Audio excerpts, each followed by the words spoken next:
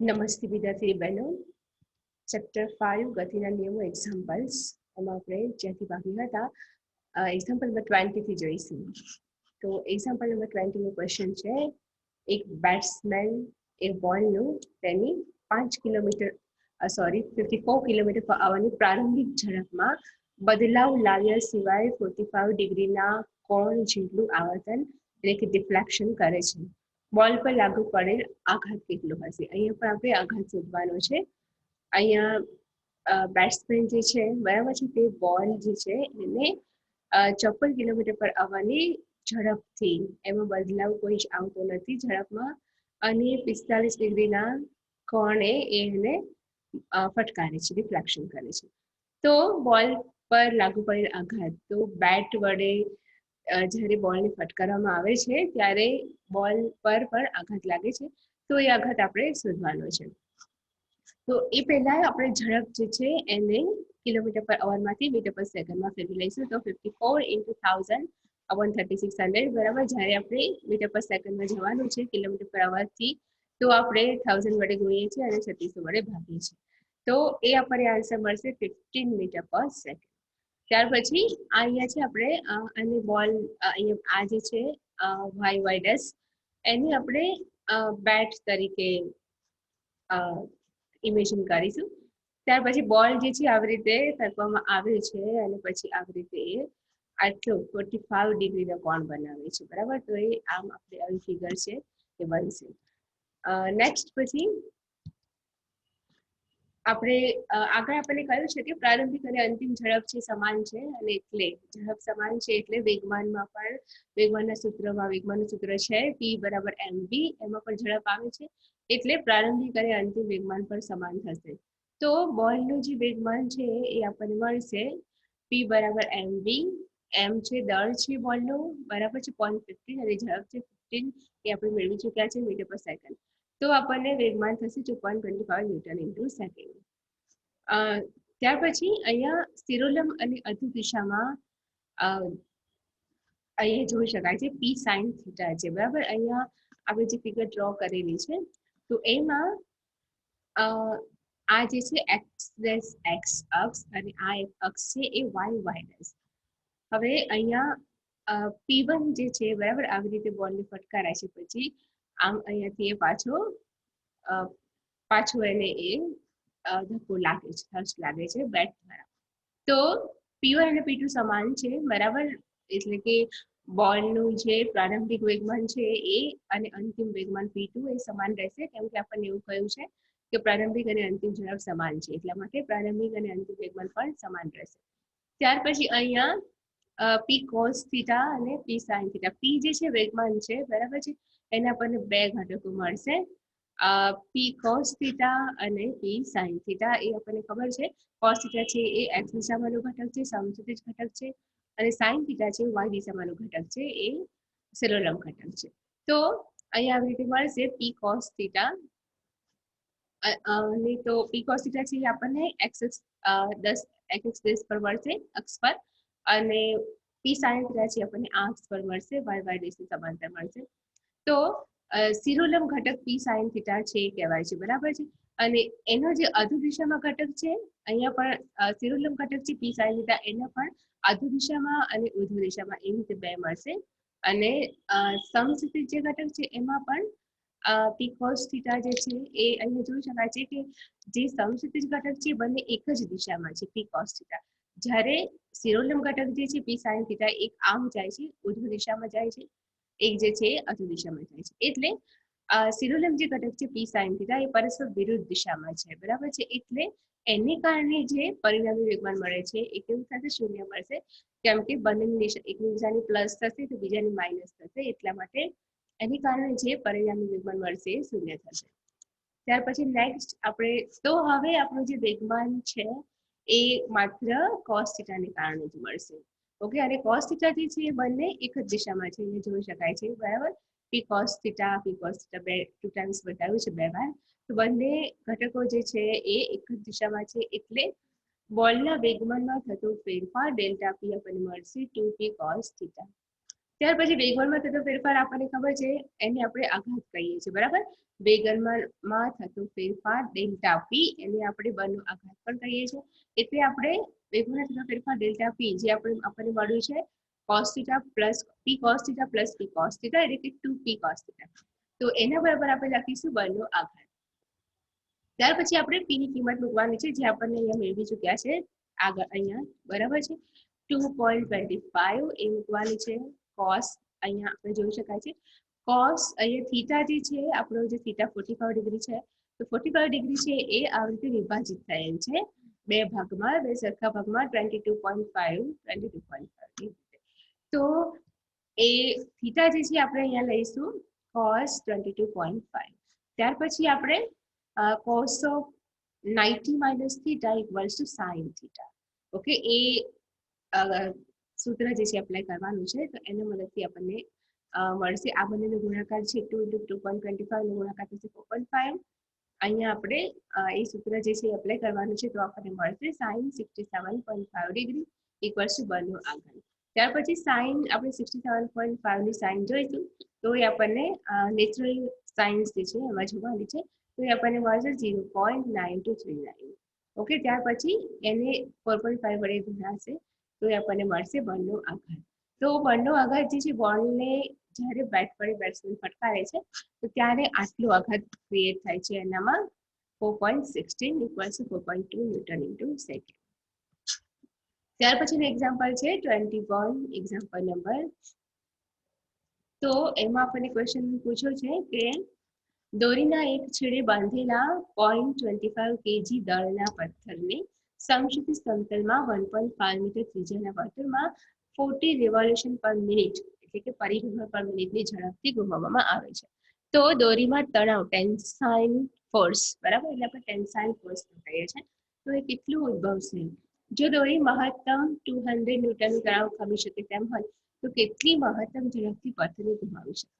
જો અહીંયા ક્વેશ્ચન છે, આપણે પહેલા સમજી લઈશું, બરાબર, કે એક 0.25 kg દળનો પથ્થર છે અને એને 1.5 મીટર ત્રિજ્યાના વર્તુળમાં, બરાબર છે, એને સમક્ષિતિજ સમતલમાં આટલી ઝડપથી 40 રિવોલ્યુશન પર મિનિટ એટલે કે 1 મિનિટમાં 40 પરિભ્રમણ થાય છે, એટલી ઝડપથી એને ઘુમાવવામાં આવે છે. તો દોરીમાં કેટલું તણાવ બળ ઉદ્ભવે છે એ આપણે શોધવાનું છે. ત્યાર પછી આગળ આપણે કહ્યું છે કે જો દોરી મહત્તમ 200 ન્યૂટનનું તણાવ ખમી શકે, અહીંયા પથ્થર જે દોરીથી બાંધેલો છે એ દોરી જે છે એ મેક્સિમમ 200 ન્યૂટનનું તણાવ બળ ખમી શકે છે, બરાબર. તો પથ્થર છે એને અમુક ઝડપથી જ ઘુમાવવો પડશે આપણે, નહીં તો પછી આપણે વધારે પડતી સ્પીડથી વધારે ઝડપથી ઘુમાવીએ તો શું થશે? દોરી છે તૂટી જશે. એટલા માટે આપણે શોધવાનું છે કે મહત્તમ ઝડપથી પથ્થરને ઘુમાવી શકાય, તો એ કેટલી ઝડપ મહત્તમ હશે કે જેનાથી આપણે પથ્થરને ઘુમાવીએ તો દોરી તૂટી જાય નહીં. તો અહીંયા આપણે પહેલા તો ઓમેગા છે, બરાબર છે, ઓમેગાને આપણે કોણીય વેગ પણ કહીએ છીએ. ઓકે, જે આપણે આગળના ચેપ્ટરમાં પ્રીવિયસ ચેપ્ટરમાં આપણે દર્શાવ્યું છે. અને વી છે રેખીય વેગ છે. ઓકે, તો પહેલા તો આપણે ઓમેગા જે છે એને રેડિયન પર સેકન્ડમાં કન્વર્ટ કરીશું.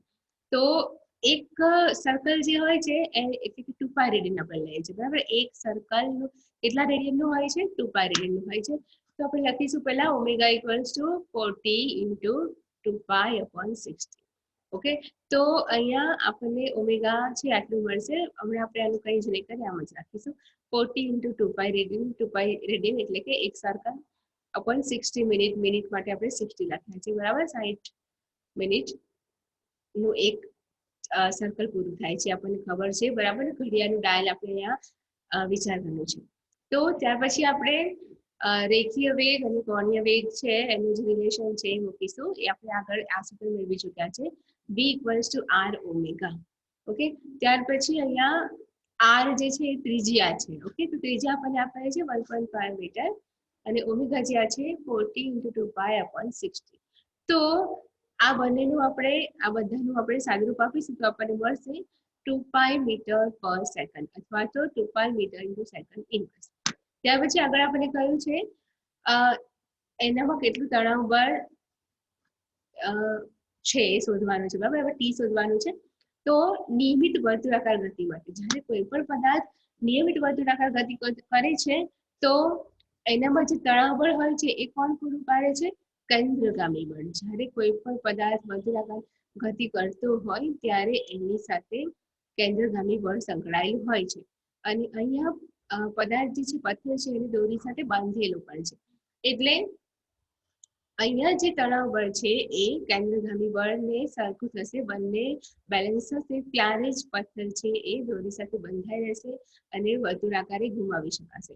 તો અહીંયા આપણે લખીશું કે કેન્દ્રગામી બળ અને તણાવ બળ બંને સરખા થવા જોઈએ. હવે કેન્દ્રગામી બળનું સૂત્ર આપણી પાસે છે mv²/r.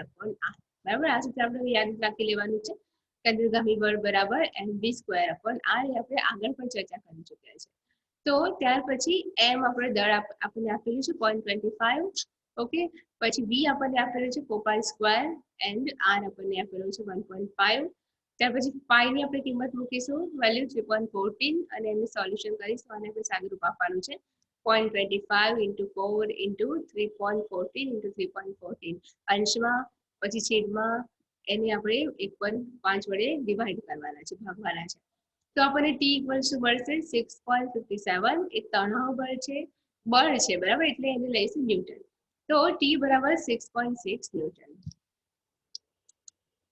ત્યાર પછી નેક્સ્ટ આપણે શોધવાનું છે કે એને કેટલી ઝડપથી ઘુમાવવો જોઈએ, બરાબર છે. તો આપણે જો 200 ન્યૂટન બરાબર લાગુ પડતા દોરી સાથેથી પથ્થર તૂટી ન જાય એ માટે અહીંયા જે કેન્દ્રગામી બળ ઉદ્ભવે છે તે કેવું હોવું જોઈએ? Less than or equal to t dash હોવું જોઈએ. ટી ડેશ, હવે આપણે ટી ડેશ જે છે એ 9 તણાવ બળ છે એવું ધારીએ છીએ. ઓકે, તો અહીંયા mv²/r છે, ટી ડેશ જેટલું હોવું જોઈએ. હવે આપણે અહીંયાથી આપણે v શોધવા છે એટલે v ને સૂત્ર કરતા બનાવીશું. તો v² છે તો r અંશમાં જશે અને m છે છેદમાં આવશે. તો v² = 1.5 × 200/0.25. તો v² આપણને મળશે 1200. ત્યાર પછી આપણે એનું વર્ગમૂળ લેવાનું છે તો આપણને v મળશે, સ્ક્વેર રૂટ લેવાથી v = આપણને મળશે 34.64 મીટર/સેકન્ડ. ઓકે, એટલે એના બરાબર આપણે લખી શકીએ 35 મીટર/સેકન્ડ. તો આટલી ઝડપથી આપણે દોરીને એટલે કે પથ્થરને ઘુમાવીએ તો એ તૂટી જાય નહીં. પછી નેક્સ્ટ એક્ઝામ્પલ છે 22. એમાં ખાલી આપણે કંઈ બહુ ગણતરી નથી, એમાં આપણે જસ્ટ એનો આન્સર આપવાનો છે. તો એમાં આપણને ક્વેશ્ચન કર્યો છે કે દોરીના એક છેડે બાંધેલા 0.25 kg દળના પથ્થરને સમક્ષિતિજ સમતલમાં 1.5 ત્રિજ્યાના વર્તુળમાં 40 રિવોલ્યુશન પર મિનિટની ઝડપથી ઘુમાવવામાં આવે છે. જો એ મહત્તમ ઝડપ કરતાં વધુ ઝડપ આપતા દોરી કાંઈ તૂટી પડે તો તૂટ્યા બાદ પદાર્થનો ગતિપથ નીચેનામાંથી કયો સાચી રીતે વર્ણવી શકાય? તો અહીંયા આપણને કહ્યું છે કે પથ્થર છે, બરાબર છે, એનું વજન, એનું વેઇટ, દળ છે, વજન નથી, દળ 0.25 kg છે. તો એને પણ આગળ જેમ કર્યું હતું તેમ જ 1.5 મીટર ત્રિજ્યાના વર્તુળમાં 40 રિવોલ્યુશન પર મિનિટ 40 રિવોલ્યુશન પર મિનિટની ઝડપથી ઘુમાવવામાં આવે છે. તો ત્યાર પછી એની મહત્તમ ઝડપ જે આપણે આગળ મેળવી છે, બરાબર છે, એટલી ઝડપ કરતા જો વધારે ઝડપે ઘુમાવીશું તો શું થશે? દોરી તૂટી પડશે. ઓકે, તો દોરી ક્યાંય તૂટી પડે છે.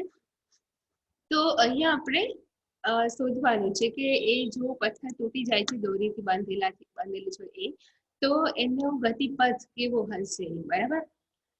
તો અહીંયા આપણને ઓપ્શન આપેલા છે કે પથ્થર ત્રિજ્યાવર્તી દિશામાં બહાર ફેંકાય છે. બી છે દોરી તૂટે તે ક્ષણથી પથ્થર સ્પર્શકની દિશામાં ગતિ કરશે. સી છે પથ્થર સ્પર્શક સાથે એવા કોણે ગતિ કરશે કે જેનું માન પથ્થરની ઝડપ પર આધારિત હશે. તો આમાંથી આપણે બી આન્સર એનું આવશે. એનું આપણે કારણ આપીશું. બી આન્સર આવશે કે દોરી તૂટે તે ક્ષણથી પથ્થર સ્પર્શકની દિશામાં ગતિ કરશે.